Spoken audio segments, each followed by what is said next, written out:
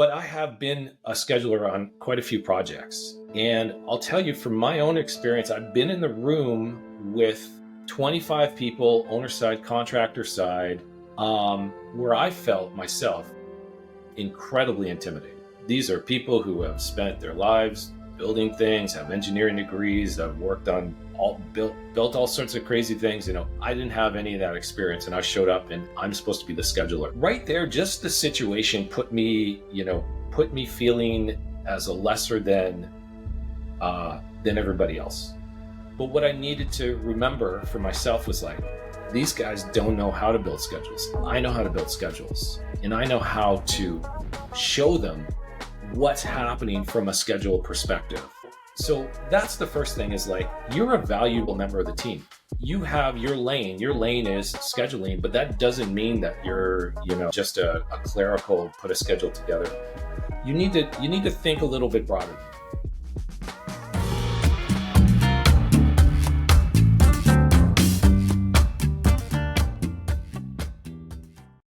Welcome to the Beyond Deadlines podcast, where we tackle challenges that planning and schedule leaders come across on a day-to-day basis.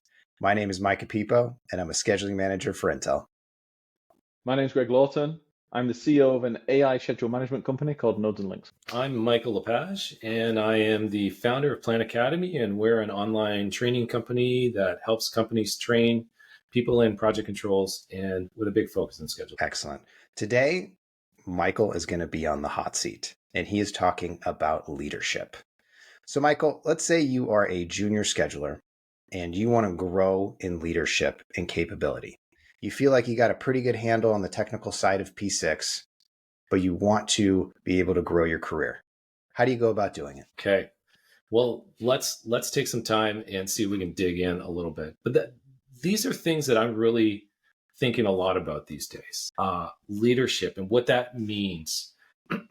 I think for me, I see a lot of focus in this industry, especially for planners and schedulers, on technical skills. In fact, we recently built an assessment on Plan Academy for P6 schedulers, so we can assess their skills. It's important, guaranteed. People want to hire people who understand the technical side of scheduling. But I feel like it's also a really myopic view.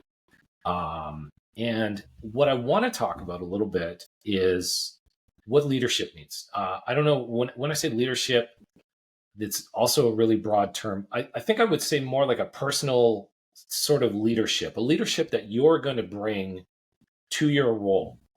And this is something we're thinking a lot about. We've kind of adopted this tagline at Plan Academy. We want to build project leaders.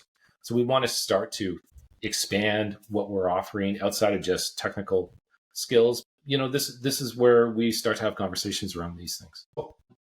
One of the things is why I'm thinking along these lines. A couple of things. Like I mentioned to Greg before we started, but like one of the reasons I myself got into project management was I started working in IT and large kind of financial industry, large financial organizations.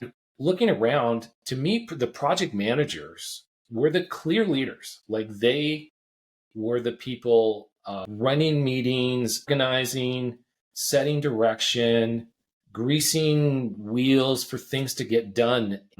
And they had to do it in a really, like anybody who's in that kind of role, you can't just be pointing and saying, go do that, go do that, go do that. You have to bring a lot of soft skills to that. You have to bring your relationship. You have to bring your analytics side.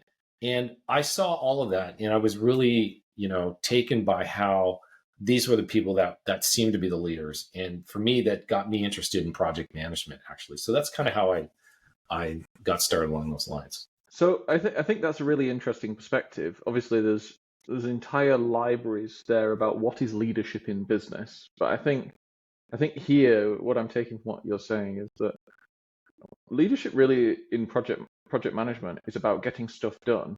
And there's very few projects in the world where there's one person.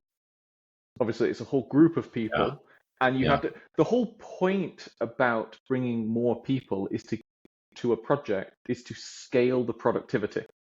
One person could theoretically build a nuclear submarine, but they die before they finish it. I think It's an absurd idea. but it is. We bring five.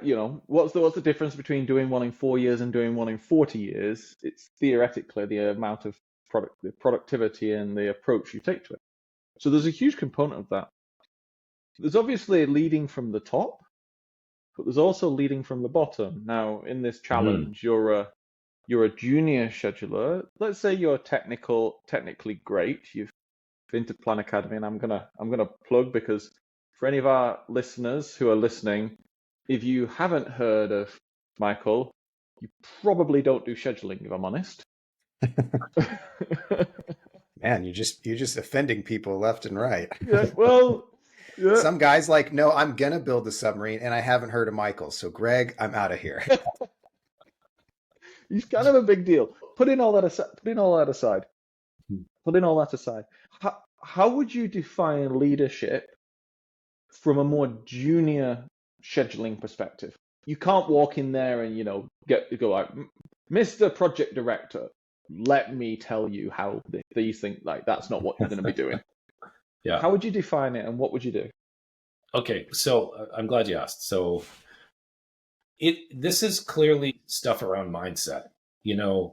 A leader is not just somebody that has a team of people under them. Certainly that is one sort of leader, but another sort of leader is somebody that is great at their job, someone that's really excellent at their job. A couple months ago, we actually ran this session on just for our internal clients at Plan Academy, and it was called, for planners and schedulers, How to Be Awesome at Your Job. And I'll recap a couple things that we talked about, because it interleaves exactly. So mindset, number one, because of the semantics and logistics of how schedulers are viewed and how roles are, how people end up in these roles, sometimes schedulers are seen as it's a clerical job. Like, it won't say that in the job posting, but when you actually end up in the role, somewhat, and again, it's not broad for everybody, but some roles seem to be like it's a clerical job. And that's mindset too. I want you to think that scheduling is not a clerical job. Your job is not just to make a schedule and hand it over. So there's so much more to scheduling than just building these schedules and handing them over, right? Like, you're a valued member of the team. One of the things I think, I'm gonna speak from my own experience. I'm not a lifelong scheduler. I'm a really good teacher. I don't have an engineering degree, but I have been a scheduler on quite a few projects. And I'll tell you from my own experience, I've been in the room with 25 people, owner side, contractor side, where I felt myself incredibly intimidated. These are people who have spent their lives building things, have engineering degrees, have worked on built all sorts of crazy things. I didn't have any of that experience, and I showed up and I'm supposed to be the scheduler. Right there, just the situation put me feeling as a lesser than everybody else. But what I needed to remember for myself was, like, these guys don't know how to build schedules. I know how to build schedules, and I know how to show them what's happening from a schedule perspective. So that's the first thing, is like, you're a valuable member of the team. You have your lane. Your lane is scheduling, but that doesn't mean that you're, just a clerical, put a schedule together. You need to think a little bit broader than that. So I think that's the first thing, is like making sure that you don't find yourself sucked into a place where you feel like you're in a clerical role. On our call that I mentioned, we were talking about this with a lady that works for me. Her name's Marianne. And as a woman in scheduling, she said very often she found herself in a room full of men, and she was the girl in the room, and they kind of said, yeah, could you build a schedule and take the notes? This sort of stuff happens. And we got to make sure that whether you're a man or a woman, it's irrelevant here. It's just that you have a job. You are a valuable member of the team. Don't get yourself stuck into that mindset, because it will happen. Somebody will put you in that box and you'll get stuck in it. So you got to be strong in yourself. Does that make sense? I resonate with that. When I started, I was very young, and I'd be the youngest person in the room. almost always. Yeah. As the youngest person in the room, there was a lot of, oh, he's just the techie guy who can make the software hum. But there's a lot of other things that, I could bring to the table. And I think what I'm taking away from what you're saying is there's a confidence level that you need to bring. Because if you're not being confident in what your capabilities and abilities are and how you can help and bring stuff to the table, you're not going to bring that stuff to the table, and you're going to shirk back. And instead of saying, hey, Bill, you're going to take notes for the meeting, you will take notes and try and do the schedule updates at the same time, which is literally impossible. Just a little pro tip for anybody out there. If you need help in a meeting, just ask somebody to do it if you're busy updating the schedule. So yeah, I resonate a lot with what you're throwing down there. Yeah. Well, I'm glad, because, we don't want schedulers thinking they're clerical. And I know you guys know, but we talk all the time on Plan Academy about a schedule is not just a contractual obligation to be done and then put aside. We want to use it. There's analytics, there's a valuable forecasting. It's a tool to help you manage the work. And we still have to fight this culture in some places where the schedule is just like, yeah, we don't use it. We know what we're doing, make it and hand it in and let's move on. So we got to break out of those cultural norms, I think, as well. Before, Michael, can I just throw out an analogy and just see if you would agree with it? Sure. So for me, schedulers, just like risk managers and cost managers and contract managers, which are fundamentally specialists within the project management discipline, to me, they're like specialists in medicine. You have your general practitioners, which would be your project managers, who look over a lot of things but are not specialized as deeply. And then your schedulers would be, for example, your radiologists, and your cost manager will be your cardiac surgeon, and things like this. Would you agree that that's a fair comparison? And if you do, then I would just challenge the listeners here to go, if you walked into a room of doctors, would you ask the radiologist to take the meeting notes? I'd be like, that seems very strict. I'd be like, I don't think that's their job, if I'm honest. I'd rather they think about how we're going to control the radiation so that we get accurate images, etc. Yeah, no, I actually really like the language you use, the specialist. I'm a specialist. If we take that on and live into that, like I'm a specialist in this sort of thing, then you could feel how you could find yourself in a more confident place from that, rather than I'm the junior guy who just builds a schedule, So I like that. I like that thinking. And in fact, one of the things I'll throw out there, I saw this online, because this fits with your medical analogy. There was a question: is what is the number one skill of a surgeon? I'm gonna guess it's one of two things. You guys things. want to take a stab at it? Oh, okay. I'm gonna guess that it's either how they talk to their patients, or it will be some form of process and governance in that they fill out paperwork like they fill out very specific paperwork because in America it's all insurance driven and that kind of thing. I don't know.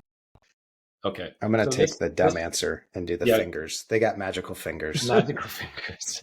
This comes from Harvard, and part of the Harvard School of Medicine doing some research around this. It's actually leadership. The surgeon in the room where they're doing their best work is also a leader. They need to be able to clearly communicate. I need this. This has to happen. I'm concerned about this situation. Bring this, bring that. They're directing things, right? And so leadership is a big part of what they do. If you don't want someone in a surgeon role who can't lead people, right? Who can't tell the nurse like, oh, I need a sponge. Like, fuck, I need a sponge now, or like anesthesia more, or what? Again, I don't know what surgeons do, but they have to be able to direct traffic, and they have to let people be in their own lanes. You don't want to be reaching over the nurse to grab for the sponge because you're knocking other things over, right? Like, so people stay in their lanes, but the surgeon has to have that leadership kind of thing. So here's the difference. So with my analogy is like, if you're a surgeon, you have a title. You're kind of already thrust into a leadership role just by having that title. Our titles are schedulers. So we don't come with the title. We have to live into the leadership, right? We have to build it into our abilities. So some of the other things we could talk about is like, obviously you want to be good with the tools, right? Why? Because we want people to trust us. We want people to, and that's, the trust is really important, right? If you're building crappy schedules, you're going to be in trouble. You guys know that schedules are a source of truth of a sort, right? And so another one is you're doing live performances lots of times. Like if I'm sitting down and you two are project managers and we're updating the schedule and you're giving me information and I'm entering it live, if I'm fumbling around and not hitting it, that's going to degrade trust. To be like, oh, this guy doesn't, really know what he's doing. Like he's not very helpful, and it's just not working. Oh, why is this date stuck here? I didn't know about constraints. I mean, it's like, it can really start to degrade trust. Yeah. Okay. So my personal analogy today, the analogy there would be, I don't know, like I've seen bankers who don't use a mouse when using Excel, and they can do that faster than I can talk to them. And then actually I'm like, okay. And just like keyboard just keyboard shortcuts all over the place. But I'll tell you what goes through my mind. Okay, wow, I'll shut up because I know that they know what they're doing. Yeah. And I would say out of their lane, right? Exactly, and I'd say it have the opposite effect with clients. When someone can just see, oh wow, that person knows what they're doing, it has the opposite effect where the respect is given. Good, valid point. Performance. Do you know your tools? Get the respect. Through the performance. It's a good point. These are things I never thought about actually. Let me probe a little bit on something else as well. And I just want to get your thoughts on this, because obviously this is a bit of a challenge. In my experience, one of the main areas that most people fall down on is they cannot articulate themselves coherently with the right pace and with the right grammar. I would argue that highly technical roles are at greatest risk of not being able to articulate themselves because social roles require people have at least some kind of social energy, if not articulation. How much do you think articulation plays into leadership and generating respect for junior schedulers? I think it's unfortunate, but I think you're absolutely right. I think how you speak or how you articulate, let's not say speak, but let's say how you articulate information, the clarity, the use of short forms of things, all that, I think that's really, really important. So you've trained lots of people. That's a bit of a weird gray area that I hadn't thought about, but I'm not sure what we do with that. Well, let's think about it for a second. You've trained a lot of people. What is the general level of articulation, do you think, on a scale of 0 being I physically cannot speak, to 10 being Winston Churchill during the Battle of Britain? I mean, we are talking engineering and construction, so I'm going to say we're somewhere in the middle, maybe, I think we go for Hemingway, very terse, like get to the point without sometimes adding some of the additional information that might add the clarity. Okay, let me ask one final question on this. Who is the most, if I said to you, remember the most impressive articulator that you've come across in projects, what did they say? Or more specifically, what were they articulating where it stuck in your mind? Wow, Greg, that is a brilliant question. I can't think of who should be thinking about. The best articulator. This is such a slippery area to really put my finger on things. But I certainly recognize that I have worked for some people who are very good articulators and can really clearly explain what they're going for, or what you need to do and why. For example, I think that's a big part of it, is like if I'm a leader and I'm asking for people to support me in doing something, here's what I need from you, and here's why I need it, here's why I need it in this way, and when. that's tricky. I think that's that's something we could all do a bit better with. Well, I don't know if I answered your question. Yeah. I was just going to say one of my favorite interview questions that as a vice president of Google asked me was explain total float to a kindergartner. I carry that question on as well because I feel that there are multiple components to scheduling and communicating. And I think one of the biggest ones a junior person can bring to the table is taking all that complex, the classic float path diagram that you have to write out and, do all your float and just explaining it simply to someone and being able to do that for almost all of the little buttons in P6. Let me explain to you how a calendar works. You just simply can't work on these days. Let me explain to you how this, data date's going to work. It's just going to push stuff forward. We can't go back in time. We don't have a DeLorean. And being able to explain things in a simplistic manner to folks, it helps them gain their knowledge and then they'll be able to trust you. Now, if you go in there and if you're like, well, total float, let me start with, first you got to press F9 and check out the calculation on how P6 is going to determine your total float. And then you got to redo the setting. You just see people just like, oh, And their eyes glaze over and you lose them right away, right? Yeah. So I think part of that. You know what really this makes me think of? I just saw this again on the YouTubes. Jeff Bezos. I saw something that said he doesn't want, if there is a strategy meeting, you do not give him a PowerPoint. He doesn't want any diagrams, no PowerPoints. He actually instead will ask you to write a 3 to 6 page memo. Explain your thing in a 3 to 6 page memo. And if you can write it really well, then and explain all the concepts and the nuance in that memo, that's what he wants. He's like, if you can't write it, you don't get approved. Like if you can't write me a good memo, explain what you want, you don't get approved. I was like, that's a really different. And by the way, approach. a lot of people can't do that.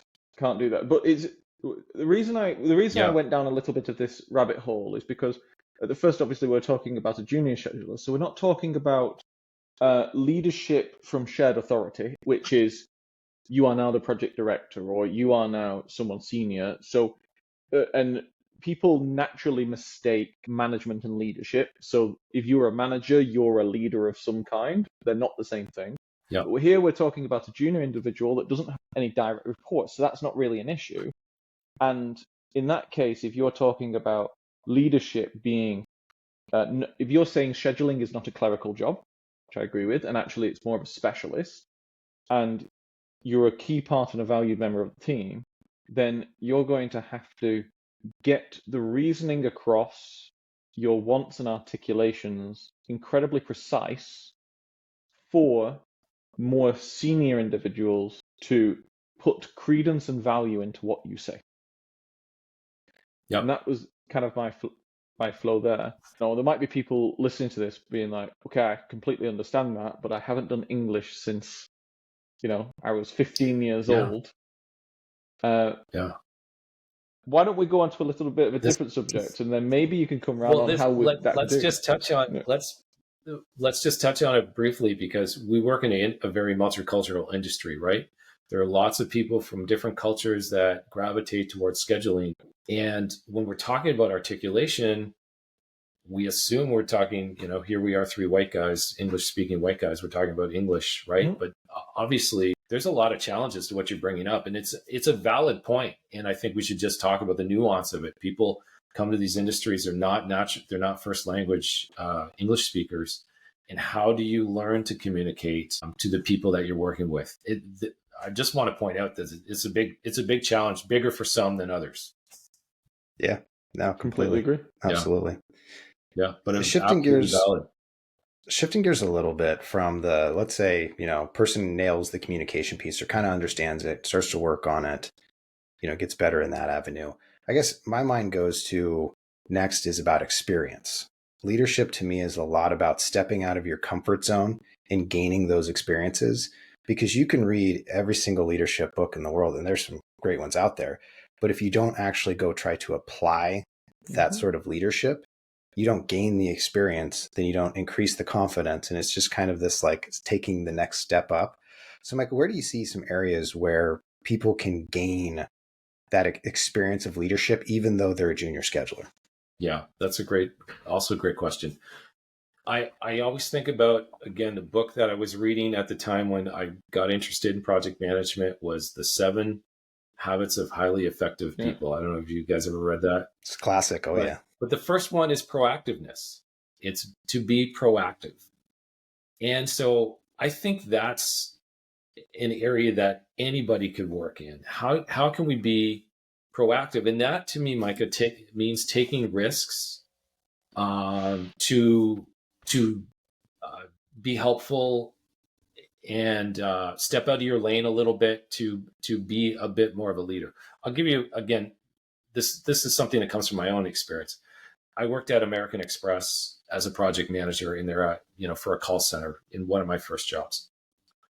And as a project manager, I had 12 projects I was working on, all different sizes. And my boss would catch me in the hall at all times of the day and go, "Project 3, what's going on?" And I was, "Did you do that thing?" And I'd be like, I just was unprepared for any of this. And then later at lunch, he'd be like, "Project 6, did you get that done?" It's like, I'm not ready. So what I did is I was like, I hate being caught off guard like this. I put together a short report. Again, this is back in the early 2000s before we had Power BI and dashboards and all this stuff. But I put together small mini one-page dashboards for each project. And I said, "Hey, every Tuesday at 10 a.m., I want to meet with you, and I'm just going to go over the projects." He was such a busy guy. He didn't think of scheduling this. He was always you doing it. He was going for things all the time. But I tried to put some structure around this and give him a report. And he loved the report. He loved the structure. He took the report, handed it out to all of the other people that needed a report to him and said, "Here's a format I want you to use." So something like that for me was I helped myself by being a bit proactive to help him get him what he needs. And we can all do that. This is actually called managing up the chain or leading up the chain of command. If your boss is asking you, or your leader is asking you for stuff, and it's because that person needs it. They need it. And if they are, in this situation, catching me off guard all the time and all this kind of stuff, it's because he was concerned about these projects and he didn't know, and he probably had to report up to his person, his manager. So we can manage up the chain of command. You make sure that the people that need the information from you be proactive, get it to them, give them, early if you can, or sit with them and say, instead of just handing it to them, sit with them and say, "Hey, I got it here. I just want to show you on page 3. This is something you might be concerned about." Taking a little bit more of a proactive approach like that. What do you guys? And I would say when you do that, you're not always going to hit 100%. And I think some people get the idea that I'm going to be proactive. I create that report. My manager's going to love it and happy days. Now I'm going to grow and be a leader. Oftentimes in your career, it will fall flat. And it's more to me of a batting average, getting those ideas in front of your boss, showing the proactiveness. And maybe that first report doesn't hit, but then maybe you create something else the next that does hit. And so to me, it's more of you need to maintain that proactiveness because not everything's going to be a success. That's 100% true. Yeah. Yeah. Do you want to add anything to that, Greg? I can tell Greg's deep in thought. He's got something stupid. I was very deep in thought there. I was thinking about a lot of concepts, but it's fundamentally come. I'll just say one of them, which is the only time you lose is when you quit, and that is a generalist. But what I mean, this level of proactiveness, I'm in the entrepreneurial space. Michael, you and I have both started our own companies.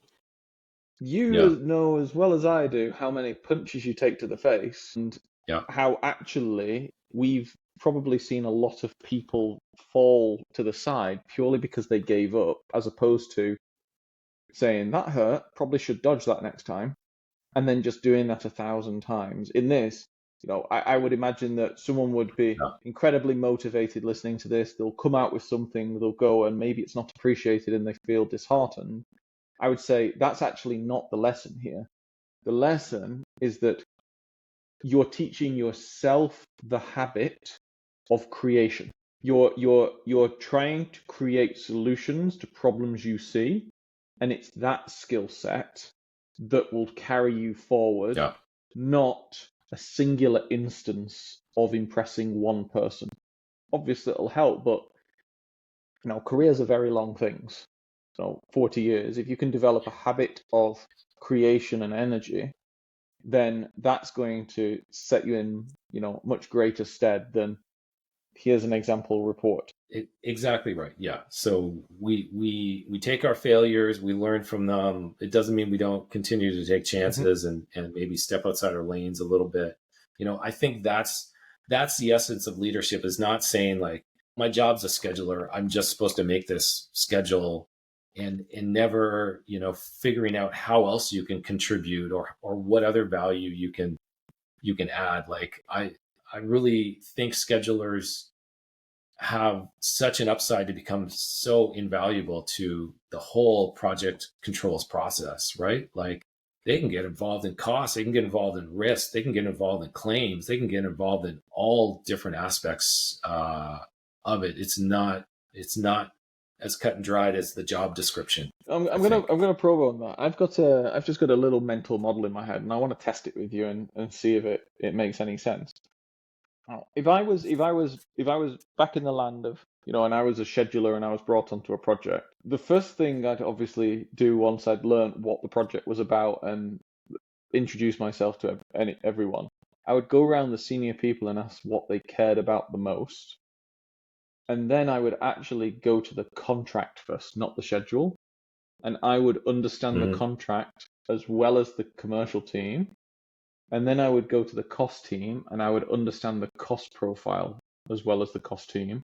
And only at that point would I go to the schedule, because the three of us know some of the most valuable things you can do as a scheduler. Imagine you sit in a meeting and go, I am concerned that if this performance continues, we're going to miss that delivery milestone. There are liquidated damages against that, and that will have a cost impact of about 3 million. And then you can just shut up in the meeting, and then immediately people are like, that'd be a wild one for a junior scheduler on the first day of drop, Greg. Well, I don't know how junior it is. If someone does that, please come onto the show and let me know how it goes. Or I really hope it happens to me in real life, and I can just mic drop for you. Yeah. And maybe I'll start the awkward round of applause. Just carry you out on the shoulder like Rudy. I don't know.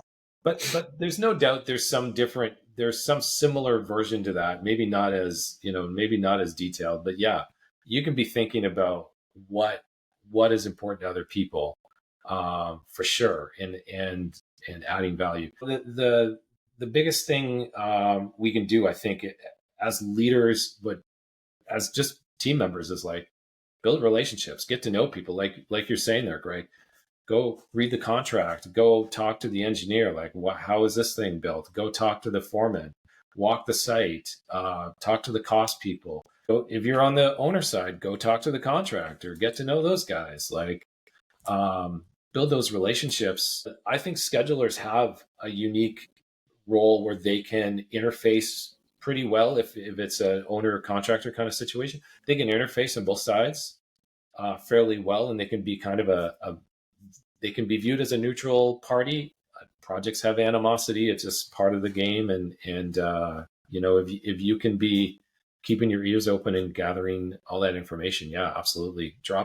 Dropping your truth bombs in the meetings. Hey, I heard they were worried about this claim, and I know you guys see it's 3 days late. I'm just thinking about that. Anybody want to look at the schedule with me? Something like that.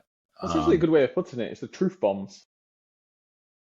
Truth because bombs, a lot of most of the problems I came across on projects were actually not. It wasn't things that we knew about. It's things that we forgot.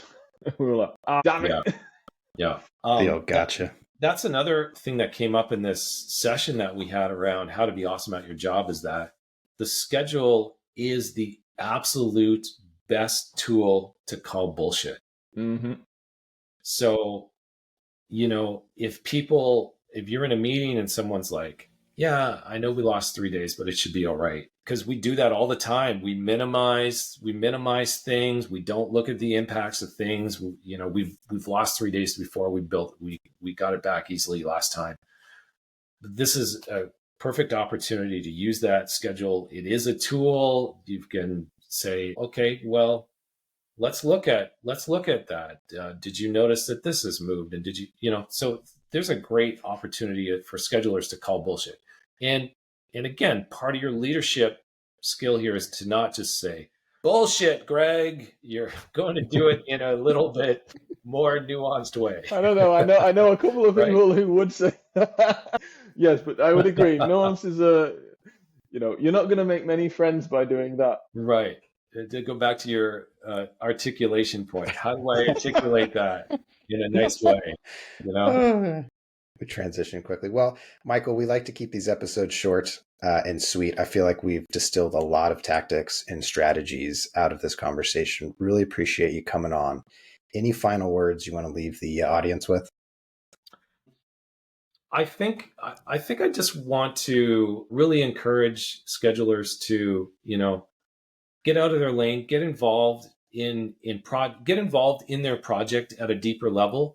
And then, get involved in the industry. Like, there's so many great associations to be part of. There's LinkedIn groups if you want to just kind of be part of something just virtual, but there's great associations on both sides of the pond.